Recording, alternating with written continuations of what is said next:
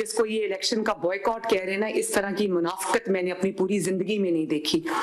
तमाम हलकों में पीटीआई के उम्मीदवार खड़े थे, उन्होंने पीटीआई के तस्वीरें लगा के, उन्होंने अपने लीडर की तस्वीरें लगा के, उन्होंने कैदी नंबर 804 के ऊपर उन्होंने इलेक्शन लड़ा और पोलिंग कैंप्स लगाए, तस्वीरें लगाई, कैंपेन्स की, नाम लेके, और जब हार गए तो कहा हमारा तो बॉयकॉट था। तो मैंने कभी इतनी मुनाफिकत नहीं देखी कि उसको ओपन रखा कि अगर बॉयकॉट जो है वो उसके बावजूद हम जीत गए तो हम कहेंगे बॉयकॉट के बावजूद जो है वो लोग इतनी बड़ी तादाद में निकल आए और उन्होंने वोट दे दिया, और अगर हम हार गए तो हम कहेंगे हमने तो बॉयकॉट किया हुआ था। जब अवाम का पॉपुलैरिटी की बहुत दावे करते थे ना कि हम बड़े पॉपुलर हैं, किधर गए वो पॉपुलैरिटी के दावे? पॉपुलैरिटी के आगे कोई नहीं खड़ा हो सकता। पॉपुलैरिटी जब होती है तो धांधली के बावजूद, आपको याद है 2018 में जब मैं जेल में थी, नवाज शरीफ साहब जेल में थे, इलेक्शन जीतने के लिए तब भी इनको आरटीएस बंद करना पड़ा था, 5 दिन रिजल्ट्स रोकने पड़े थे। हमने तो बॉयकॉट नहीं किया इलेक्शन में, हालांकि हमें नजर आ रहा था कि हमारे साथ क्या होने वाला है। जिनको इमरानदार जजेस के आसरे पे खड़े होकर इलेक्शन जीतने की आदत थी, जिनको जनरल फैज हमीद इलेक्शन जिताता था, आज ना फैज हमीद है ना वो इमरानदार जजेस हैं। तो अल्लाह ताला ने उनकी रियलिटी पूरी दुनिया के सामने खोल के रख दी। अल्लाह ताला का सर झुका के शुक्र अदा करते हैं कि अल्लाह ताला ने मुस्लिम लीग नून को तारीखी फतह अता फरमाई। और ये सिर्फ, इसको मैं इलेक्शंस या बाई इलेक्शंस के तौर पे नहीं देख रही, कभी इतनी बड़ी तादाद में बाई इलेक्शंस जो है वो कम ही शायद देखने में आए हैं पाकिस्तान की तारीख में। तो इन अ वे ये एक जनरल इलेक्शन था। तो मैं ये जरूर समझती हूँ और ये मैं कहूंगी भी कि ये एक बाई इलेक्शन नहीं था, बेसिकली एक रेफरेंडम था जिसका फैसला पंजाब के अवाम ने और इवन केपीके के अवाम ने मुस्लिम लीग नून के हक में किया। और ये वो सीट्स थी जो 2024 के इलेक्शंस में पीएमएलएन ने लूज की थी। ये पीएमएलएन की ने अपनी लूज की हुई सीट्स जो हैं वो दोबारा जीती हैं माशाल्लाह।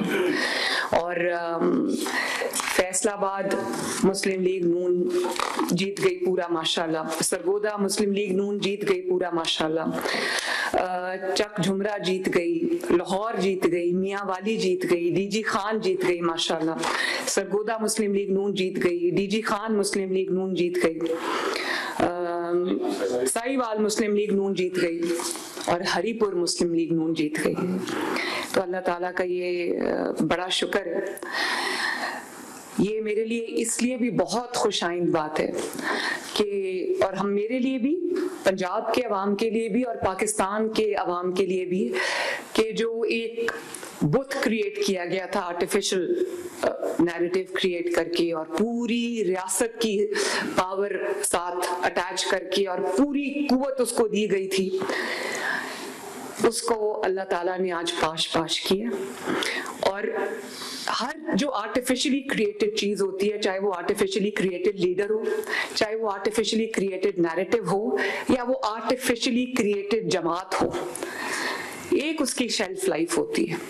उस वक्त ये बात चल पड़ी थी और बहुत हमारे अपने लोग ये बात कहते थे कि अब परफॉर्मेंस की सियासत नहीं रही, अब नैरेटिव की सियासत है। ये जो काम कर रही है मुस्लिम लीग नून या जो काम करती है ये अब काफी नहीं है, अभी नैरेटिव होना चाहिए, नैरेटिव से जीतते हैं और काम से नहीं जीतते।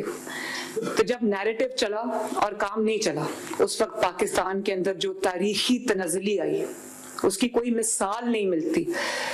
2017 में जब नवाज शरीफ साहब की हुकूमत को निकाला गया, उसके बाद जो हुकूमत आई, तरक्की करता हुआ पाकिस्तान जिसमें सीपैक बन रहा था, जिसमें बिजली के कारखाने बिजली बना रही थी, दुनिया पाकिस्तान की तरफ देख रही थी, स्टॉक मार्केट रिकॉर्ड्स तोड़ रही थी, जो भी इकोनॉमिक डेवलपमेंट थी वो पूरी दुनिया देख रही थी, इतराफ कर रही थी, महंगाई कम हो रही थी। फिर उसको अचानक निकाल दिया गया और उसके बाद जो नैरेटिव की सियासत ने पाकिस्तान को दिया, और वो नैरेटिव अगर किसी सच्चाई पे बेस्ड हो, उसको नैरेटिव कहने का हक है। जो आज हम अगर नैरेटिव भी साथ, परफॉर्मेंस से बेहतर कोई नैरेटिव हो ही नहीं सकता।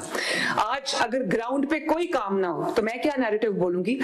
मैं झूठ एक हद तक बोल सकती हूँ, मैं किसी एक हद तक कोई कहानी घड़ सकती हूँ, लेकिन उन चीजों की शेल्फ लाइफ होती है और मुझे खुशी है इस बात की कि वो शेल्फ लाइफ पूरी हो चुकी है और वो धड़ाम से नीचे आके गिर गया, क्योंकि पीछे से जिनको ईमानदार जजेस के आसरे पे खड़े होके इलेक्शन जीतने की आदत थी, जिनको जनरल फैज हमीद इलेक्शन जिताता था, आज ना फैज हमीद है ना वो ईमानदार जजेस हैं। तो अल्लाह ताला ने उनकी रियलिटी पूरी दुनिया के सामने खोल के रख दी।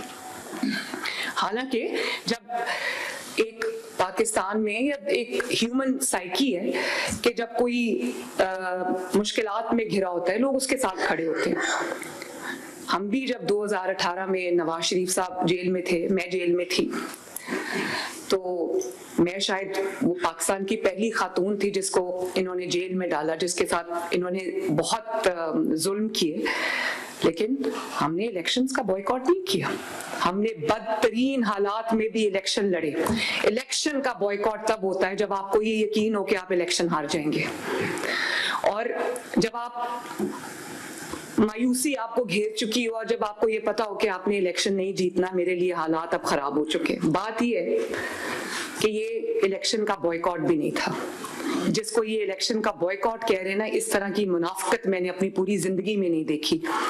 तमाम हलकों में पीटीआई के उम्मीदवार खड़े थे, उन्होंने पीटीआई के तस्वीरें लगा के, उन्होंने अपने लीडर की तस्वीरें लगा के, उन्होंने कैदी नंबर 804 के ऊपर उन्होंने इलेक्शन लड़ा और पोलिंग कैंप्स लगाए, तस्वीरें लगाई, कैंपेन्स की, नाम लेके, और जब हार गए तो कहा हमारा तो बॉयकॉट था।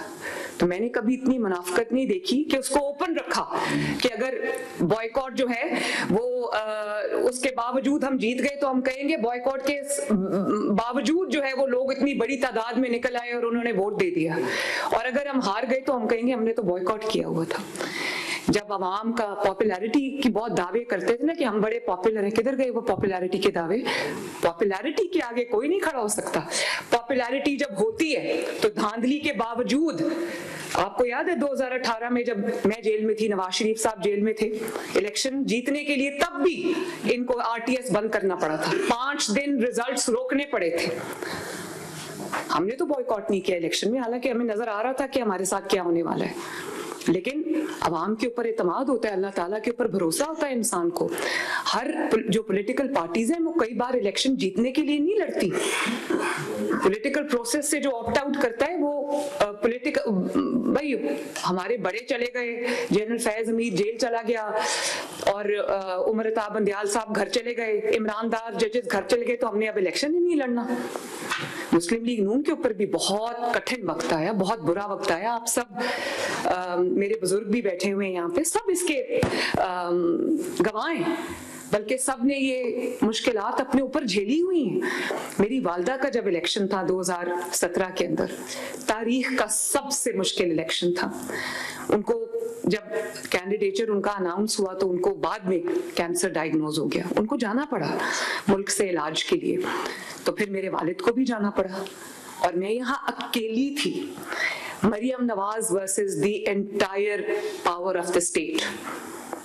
तहरीक लबैक को भी उस इलेक्शन में क्रिएट किया गया, डिफेंस पाकिस्तान काउंसिल को भी उस इलेक्शन में लाया गया। कुलसूम नवाज शरीफ वर्सेस 42 कैंडिडेट्स, और पूरी उस वक्त जनरल फैज की पूरी ताकत जो है वो पीटीआई के साथ थी, डॉक्टर यास्मीन राशिद के साथ थी।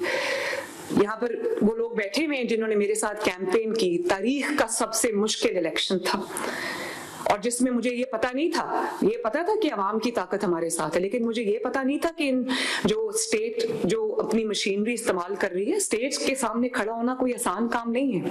लेकिन उस बदतरीन धांधली के बावजूद, जो प्री इलेक्शन धांधली थी, जो ड्यूरिंग द इलेक्शन डे धांधली थी और जो पोस्ट इलेक्शन धांधली थी, उसके बावजूद